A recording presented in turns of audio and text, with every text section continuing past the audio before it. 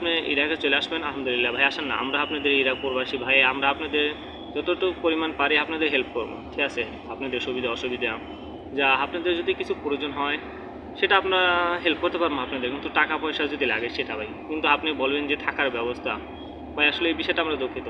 এখানে আমরা যদি থাকি আমাদের বাসায় অন্য কোনো লোক ঢুকতে দেয় না। এখানে এরকমই চলে, এই ইরাক প্রবাসে এমন চলে, আপনার বাসায় অন্যটা লোক ঢুকতে দিবে না। হয়তো 100-র ভিতরে একটা মালিক ভালো আছে, সে কিছু একটা বলে না, কিন্তু 99টা মালিকই এমন বলে যে তোরা যেখানে থাকবি অন্য কোনো লোক ঢুকতে পারবে না। কারণ জানে যদি ঢুকতে পারে তাহলে হয়তো পুলিশের কাছ থেকে বলে দিলে আমাদের গ্রেপ্তার করে নিয়ে যাবো, এই ভয় তো বলে না, বুঝছেন?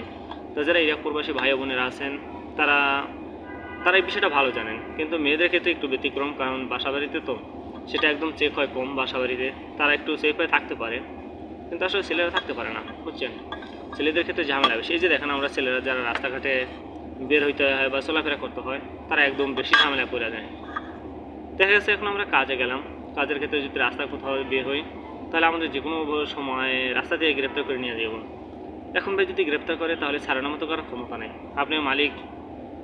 আসলে এই দেশের ক্ষমতা জিনিসটা একদমই কম, ঠিক আছে? যে ক্ষমতা দেখাইবে এটা ওটা, এটা একদম কম। যদি আকামার পুলিশে ধরে তাহলে আপনার ক্ষমতা দেখবো না, আপনাকে সরাসরি নিয়ে যাব। আপনি যতই ক্ষমতা থাকুক না কেন আপনি থানায় যেয়ে সেটা বুঝতে হইব। যদি পারেন আপনি থানা থেকে আনতে পারেন তাহলে থানা থেকে আনবেন, থানায় তাদের কিছু করা থাকবো না ভাই। এখানে শুধু আকামা পুলিশের লোক ধরে না, এখানে এমনি রাস্তাঘাটে যারা আছে আমাদের বাংলাদেশে দেখলে টল পুলিশেও ধরে। আমাদের বাংলাদেশে দেখলে যারা টল পুলিশ আছে তারাও ধরে, কারণ তারা ধরে টাকা টুকা নিয়ে পরে রাস্তাঘাটে মাছ রাস্তায় নিয়ে ছাইড়া দেয়, বুঝছেন নি? কারণ তাদের যেটা চাহিদা ছিল চাহিদার মতো নিয়ে তারা ছাইড়া দেয়। এটা হচ্ছে ইরাকে। আর আমাদের প্রবাসী ভাইরা এমন অনেক প্রতারণার ফাঁদে পড়ছেন বা অনেক পুলিশের ফাঁদে এমন বহুত পড়ছে। এক ভাই হুন্ডির ব্যবসা করতেছিল, সেই ভাই নাকি ধরা খেয়া তার প্রায় $3000 উপরে নিয়ে গেছে পুলিশে। আপনি নিয়ে গিয়ে পরে অনেক দূরে নিয়ে ছাইড়া দিছে, বলছে যে ঠিক আছে যে তুই যা, তো ছাইড়া দিলাম।